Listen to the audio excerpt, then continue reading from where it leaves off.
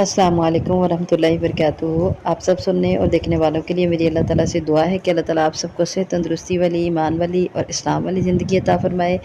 تو الحمدللہ ہم پڑھ رہے تھے سلسلہ ترجمہ تفسیر القرآن، اس میں ہم پڑھیں گے انشاءاللہ العزیز لیسن نمبر 38 سورہ بقرہ پارہ نمبر 2 اور آیت نمبر 178۔ اعوذ باللہ من الشیطان الرجیم، بسم اللہ الرحمن الرحیم۔ یا ایہا الذین آمنوا، اے لوگو جو ایمان لائے ہو، کتب لکھ دیا گیا ہے، علیکم تمہارے اوپر، القصاص بدلہ لینا یا قصاص، فی القتل مقتولوں کے بارے میں، مقتولوں کے متعلق، الحر آزاد، الحر آزاد، بالحری آزاد کے بدلے، والعبد اور غلام، بالعبد غلام کے بدلے، والانثی اور عورت، بالانثی عورت کے بدلے، فمن عفی پس جو کوئی معاف کیا گیا، لہو اس کے لیے، یا یوں کریں فمن عفی لہو تو جس کے لیے معاف کر دیا گیا، من اخیہ اس کے بھائی کی طرف سے، شیئن کچھ، فاتباع تو پیچھا کرنا ہے، بالمعروف معروف طریقے سے، واداء اور ادا کرنا ہے، الیہ اس کی طرف، باحسان احسان کے ساتھ، یا پہنچا دینا ہے اس کی طرف احسان کے ساتھ، ذالک یہ تخفیف ہے، ایک آسانی ہے، من ربکم تمہارے رب کی طرف سے، وہ رحمت اور ایک مہربانی ہے، رحمت ہے، فمن اعتدی پس جو کوئی زیادتی کرے، بعد ذالک اس کے بعد، فلہ تو اس کے لیے، عذاب علیم دردناک عذاب ہے۔ آیت نمبر 189 ہے، وَلَکُمْ اور تمہارے لیے، فی القصاص قصاص میں، حیات زندگی ہے، یا اولی الالباب اے عقل والو، لعلکم تاکہ تم، تتقون بچ جاؤ۔ آیت نمبر 180 ہے، کتب لکھ دیا گیا، علیکم تمہارے اوپر، اذا جب حضر حاضر ہو یا آ پہنچے، احدکم تم میں سے کسی ایک کو، الموت موت، ان اگر ترکا چھوڑی ہو، خیرا کوئی خیر، الوصیۃ تو وصیت کرنا ہے، للوالدین والدین کے لیے، والاقربین اور قریبی رشتہ داروں کے لیے، بالمعروف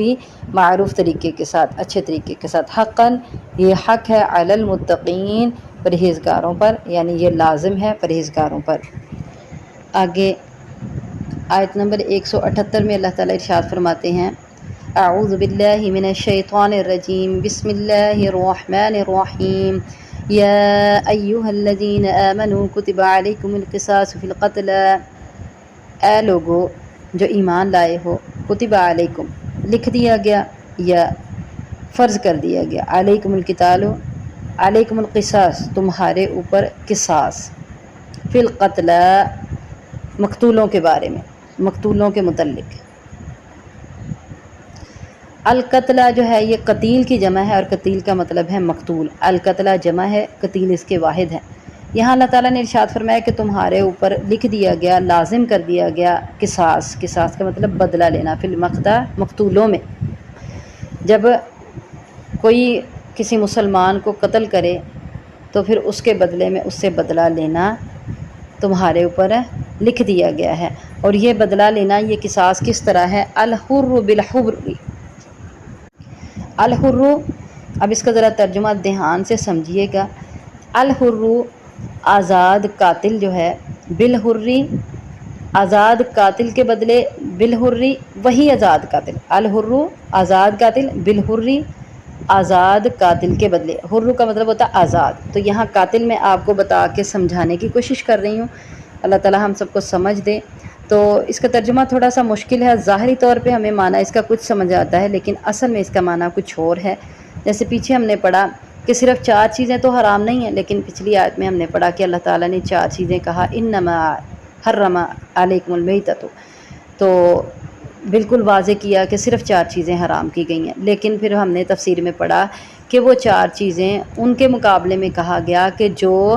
اللہ تعالیٰ کی حلال کردہ چیزوں کو حرام کر رہے تھے، تو اللہ تعالیٰ نے ان سے کہا کہ وہ حرام نہیں ہے بلکہ یہ حرام ہے۔ تو یہاں بھی مشرکین مکہ، ان کے اندر کچھ ایسے رسم و رواج تھے، جاہلیت میں ایک بہت بڑا ظلم تھا، رسم و رواج بھی تھے اور ایک بہت بڑا ظلم کرتے تھے وہ جاہلیت میں، اور اللہ تعالیٰ نے اس آیت میں اس کا خاتمہ کیا، اور وہ یہ تھا کہ اگر ان کے کسی کمزور قبیلے کی کوئی عورت کسی طاقتور قبیلے کے کسی مرد کو قتل کر دیتی، اب چونکہ مقتول جو ہے وہ کون سا قبیلہ ہے، وہ طاقتور قبیلہ ہے، اور مقتول قبیلے کا مرد ہے، اور قاتلہ ایک کمزور قبیلے کی عورت ہے، لیکن قاتلہ تو قاتلہ ہی ہے، اور اس کے بدلے میں، مقتول کے بدلے میں اسی قاتلہ کو قتل کیا جائے گا۔ لیکن وہ کیا کرتے تھے، قتل کرنے والی عورت کی بجائے اس قبیلے کے کسی بے گناہ مرد کو یا بہت سے مردوں کو قتل کر دیتے تھے، اور یہ جاہلیت کی رواج تھا، جاہلیت میں یہ طریقہ تھا، اور یہ بہت بڑا ظلم تھا۔ چونکہ وہ قبیلہ کمزور ہوتا اور عورت نے قتل کیا ہوتا، تو بجائے اس کے کہ عورت کو ہی قصاص میں قتل کیا جائے، وہ آزاد مرد کو قتل کرتے اور بہت سے مردوں کو بعض اوقات قتل کرتے۔ تو اس آیت میں جو ہے اس بات کو جھٹلایا گیا۔ اور اسی طرح اگر کسی کمزور قبیلے کا کوئی غلام کسی زوراور قبیلے کے کسی آزاد آدمی کو قتل کر دیتا، تو پھر یہ ہوتا کہ وہ چونکہ قاتل جو ہے وہ غلام ہوتا اور کمزور قبیلے کا ہوتا، اور مقتول جو ہے وہ آزاد ہوتا اور وہ طاقتور قبیلے کا ہوتا، لیکن قاتل کو ہی مقتول کے بدلے میں قتل کیا جانا اسلام کے مطابق۔ لیکن جاہلیت میں یوں کرتے تھے کہ چونکہ قاتل جو ہے وہ غلام ہوتا اور کمزور قبیلے کا ہوتا، تو یوں کرتے کہ اس کی بجائے اس کمزور قبیلے کے کسی آزاد کو قتل کرتے، ایک مرد کو یا پھر زیادہ کو قتل کرتے تھے۔ تو ان سب کا انکار کرتے ہوئے اللہ تعالیٰ نے ارشاد فرمایا کہ الحر بالحر، وہی آزاد قاتل قتل ہوگا بالحر، آزاد قاتل کے بدلے۔ یعنی اگر کسی نے کسی آزاد نے دوسرے قبیلے کے، چاہے وہ کمزور قبیلے کا ہے چاہے وہ طاقتور قبیلے کا ہے، دوسرے قبیلے کے کسی آزاد بندے کو قتل کر دیا ہے، تو اس کے بدلے میں اسی آزاد کو قتل کیا جائے گا، نہ کہ اس قبیلے کے بہت سے دوسرے مردوں کو قتل کیا جائے گا، بلکہ قاتل کو ہی قتل کیا جائے گا۔ اسی طرح والعبد بالعبد، اور اگر کسی طاقتور یا پھر کمزور قبیلے کے کسی غلام قاتل نے قتل کیا ہے، تو پھر اس کے بدلے میں اسی غلام قاتل کو قتل کیا جائے گا، نہ کہ اس قبیلے کے آزاد کو قتل کیا جائے گا بدلہ زیادہ غصے کی شکل میں، کہ بھئی ہمیں بہت زیادہ غصہ ہے اور بدلہ بھی بہت سخت لینا چاہتے ہیں، تو غلام کو چھوڑ کر آزاد کو قتل کر دیا جائے، نہیں، بلکہ والعبد بالعبد، اور وہی غلام قاتل قتل ہوگا بالعبد، غلام قاتل کے بدلے، کہ اگر اس نے کسی غلام نے قتل کیا ہے کسی دوسرے قبیلے کے کسی آزاد کو یا غلام کو، تو بدلے میں اسی غلام کو قتل کیا جائے گا، نہ کہ اس قبیلے کے کسی آزاد کو قتل کیا جائے گا۔ اسی طرح والانثى بالانثى، وہی آزاد عورت قتل ہوگی بالانثى، آزاد عورت کے بدلے۔ یعنی اگر اس نے ایک قبیلہ وہ طاقتور ہے یا وہ قبیلہ کمزور ہے، اس کی کسی عورت نے قتل کر دیا ہے کسی دوسرے طاقتور یا کمزور قبیلے کے کسی مرد کو، تو پھر اس کے بدلے میں اب وہ زیادہ غصے میں آئیں اور وہ کہیں کہ نہیں جی ہمارا تو مرد قتل ہوا ہے اور ہم اس کے بدلے میں عورت کو کیوں قتل کریں، لیکن اللہ تعالیٰ ارشاد فرماتے ہیں کہ اسی آزاد یا غلام قاتلہ جو بھی ہے وہ اسی قاتلہ کو قتل کیا جائے گا، اس کے بدلے میں قصاص میں اسی قاتلہ کو قتل کیا جائے گا جس نے قتل کیا ہے، نہ کہ اس قبیلے کے کسی مرد کو قتل کیا جائے گا کہ نہیں ہم عورت سے کیا قصاص لیں، ہم مرد سے قصاص لیں گے اور ہم اس طرح زیادہ طاقتور سمجھے جائیں گے۔ تو یہ طریقہ بالکل غلط ہے۔ قتل کرنے والا، مختصر یہ سمجھ میں آئی کہ قتل کرنے والا اگر آزاد مرد ہے اور اس نے چاہے کسی کو بھی قتل کیا ہے، لیکن اسی قاتل کو قتل کیا جائے گا مقتول کے بدلے میں، اور قتل کرنے والا اگر غلام ہے، وہ عورت ہے یا مرد ہے، اس نے جس کو کسی کو بھی قتل کر دیا، بدلے میں قصاص میں اسی غلام کو قتل کیا جائے گا جس نے قتل کیا تھا، جو قاتل ہے۔ اور پھر اسی طرح عورت کا بھی معاملہ ہے کہ جس عورت نے قتل کیا تو قصاص میں اسی عورت کو قتل کیا جائے گا، نہ کہ اس کے قبیلے کے کسی مرد کو قتل کیا جائے گا۔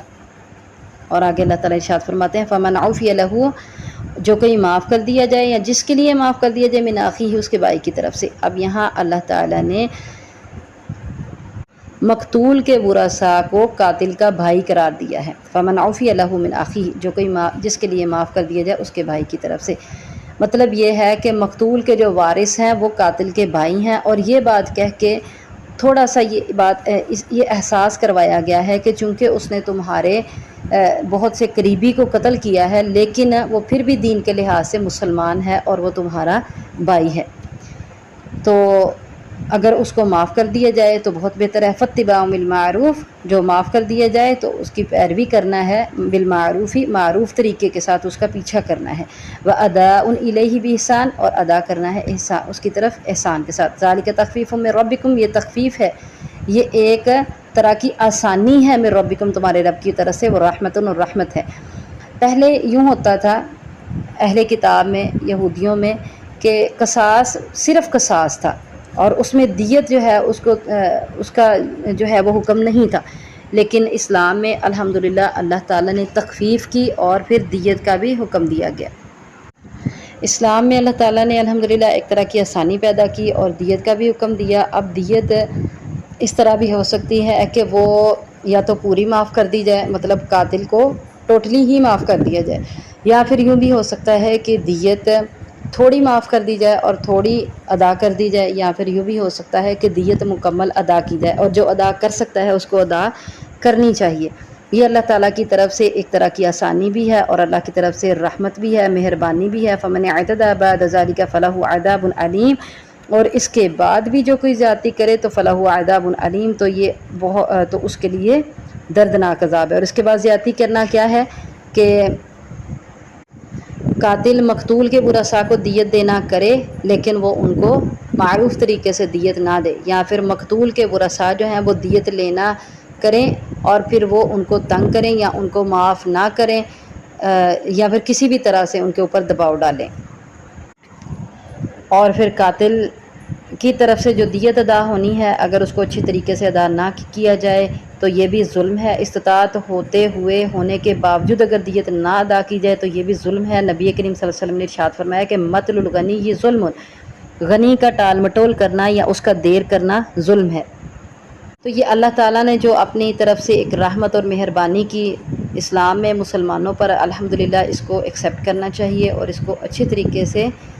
اس کی پیروی کرنی چاہیے۔ پھر بھی اگر کوئی ایک دوسرے پر زیادتی کرے گا تو اللہ تعالیٰ نے ارشاد فرمایا کہ اس کے لیے دردناک عذاب ہے۔ آگے ہے آیت نمبر 179 میں اللہ تعالیٰ ارشاد فرماتے ہیں وَلَكُمْ فِي الْقِصَاصِ حَيَاةٌ يَا أُولِي الْأَلْبَابِ لَعَلَّكُمْ تَتَّقُونَ، اور تمہارے لیے قصاص میں حیاتٌ زندگی ہے، یا اولی الالباب اے عقل والو، لعلکم تتقون تاکہ تم بچ جاؤ۔ اب یہاں سے یہ پتہ چلتا ہے کہ ظاہری طور پہ اگر دیکھا جائے قصاص میں ایک کے بدلے دوسرے کو قتل کیا جاتا ہے، ایک تو قتل ہو گیا مقتول، اور جس نے قتل کیا قاتل، اس کو بھی قتل کر دیا جاتا ہے، تو دو بندے قتل ہو گئے۔ اور اللہ تعالیٰ ارشاد فرما رہے ہیں وَلَكُمْ فِي الْقِصَاصِ حَيَاةٌ يَا أُولِي الْأَلْبَابِ، اور تمہارے لیے حیات یا اولی الالباب ایک طرح کی زندگی ہے قصاص میں۔ تو اس کا مطلب یہ ہے کہ قصاص جب لیا جائے گا تو اس میں زندگیاں ہی زندگیاں ہیں، کیونکہ جب ایک رواج، جب ایک اسلام کی حدود کو نافذ کر دیا جائے، اسلام کے قوانین کو نافذ کر دیا جائے، اور ایک قتل کرنے والا اس کو پکڑا جائے اور اس کو مسلمانوں کے ایک مجمع کے سامنے، ایک جماعت کے سامنے قتل کیا جائے قصاص میں، تو دوسروں کو دیکھ کر عبرت حاصل ہوتی ہے کہ اس کا یہ انجام ہوا، اس نے قتل کیا تو ہم نے بھی قتل سے بچ کے رہنا ہے، اور پھر جانیں بچنا شروع ہو جاتی ہیں، بجائے اس کے کہ قتل عام ہو اور قتل و غارت بہت عام ہو جائے، ہر وقت ہو۔ لیکن ہمارے یہاں یہ بات دیکھنے میں آتی ہے، چونکہ اسلامی قانون نافذ نہیں ہے اور قصاص کا قانون نہیں ہے، اور پھانسی وغیرہ دی جاتی ہے جو کہ جیلوں میں ہی دی جاتی ہے، اور باہر سب کے سامنے صرف لاش کو لایا جاتا ہے، لیکن جو اسلام کے مطابق قصاص لیا جاتا ہے وہ مسلمانوں کی ایک جماعت کے سامنے ہوتا ہے، جس کو دیکھ کر وہ عبرت حاصل کرتے ہیں۔ یا اولی الالباب، اللہ تعالیٰ کہتے ہیں ایک طرح کی زندگی ہے اے عقل والو، تو عقل والے اس بات کو سوچ سکتے ہیں کہ جب ایک جماعت کے سامنے کسی کو سزا دی جائے گی، اور سزا بھی یہ کہ تم نے کسی کو قتل کیا، ایک مسلمان کو، اور اس کے بدلے میں تمہیں قتل کر دیا گیا، تو دوسرے پھر اس کو دیکھ کر عبرت حاصل کریں گے اور وہ اس فعل سے بچیں گے جس میں ان کی اپنی جان جائے گی۔ دوسرے کی جان نہیں تو چلو اپنی جان بچانے کے لیے اس سے بچیں گے۔ اور ہمارے یہاں چونکہ اسلامی قانون نافذ نہیں ہے تو ہمارے یہاں یوں ہوتا ہے کہ ایک بندے کو مارنے کے لیے اگر کوئی نکلتا ہے دشمنی نبھانے کے لیے، تو وہ 5-6 بندے ساتھ اور مار کے ہی جاتے ہیں۔ ساتھ بیٹھنے والے اٹھنے والے سب کو قتل کر دیا جاتا ہے۔ اور اسی طرح بازاروں میں سڑکوں پہ فائرنگ کرتے گزر جاتے ہیں، اور مارنا ایک کو ہوتا ہے، قتل ایک کو کرنا ہوتا ہے، تو 8-10 کی لاشیں گرائی ہوتی ہیں۔ اس کی وجہ کیا ہے؟ اس کی وجہ یہی ہے کہ قصاص کا قانون نافذ نہیں ہے۔ اگر قصاص کا قانون نافذ ہو تو یہ زندگیاں جو ہیں محفوظ ہو جائیں، کیونکہ اللہ تعالیٰ نے ارشاد فرمایا وَلَكُمْ فِي الْقِصَاصِ حَيَاةٌ يَا أُولِي الْأَلْبَابِ لَعَلَّكُمْ تَتَّقُونَ، اور تمہارے لیے قصاص میں ایک طرح کی زندگی ہے۔ اگر قصاص کا قانون نافذ ہو تو زندگیاں محفوظ ہو جائیں۔ تو اللہ تعالیٰ نے مسلمانوں کی زندگیوں کو محفوظ کیا ہے۔ آگے آیت نمبر 180 میں اللہ تعالیٰ ارشاد فرماتے ہیں کتب علیکم اذا حضر احدکم الموت ان ترک خیرا الوصیۃ للوالدین والاقربین بالمعروف حقا علی المتقین، کتب لکھ دیا گیا ہے تمہارے اوپر جس وقت حاضر ہو یا آئے تم میں سے کسی ایک کو موت۔ اب ہوتا یوں ہے کہ جب موت آ جائے تو اس کے بعد تو کچھ نہیں لکھا جائے گا، تو اس کا مطلب یہ ہے کہ جب انسان بیمار ہو یا اس کو محسوس ہو کہ اب جو ہے وہ اس کو وصیت کرنی چاہیے، اس کی زندگی کا کوئی پتہ نہیں ہے، جب وہ یہ بات محسوس کرنا شروع کرے یا پھر وہ بیمار ہو تو اس کو وصیت کرنی چاہیے۔ اچھا، ایک اور بات ہے، وصیت اللہ تعالیٰ ارشاد فرما رہے ہیں کہ ان طرح کا خیر، اگر چھوڑے وہ خیر، اس نے خیر چھوڑی ہو، یعنی اس کے پیچھے کوئی مال و دولت ہو، کوئی جائیداد ہو، تو وصیت للوالدین والاقربین بالمعروف، وصیت کرنا ہے والدین کے لیے، اقربین کے لیے، قرابت والوں کے لیے، بالمعروف ہی، معروف طریقے کے ساتھ، اچھے طریقے کے ساتھ۔ اب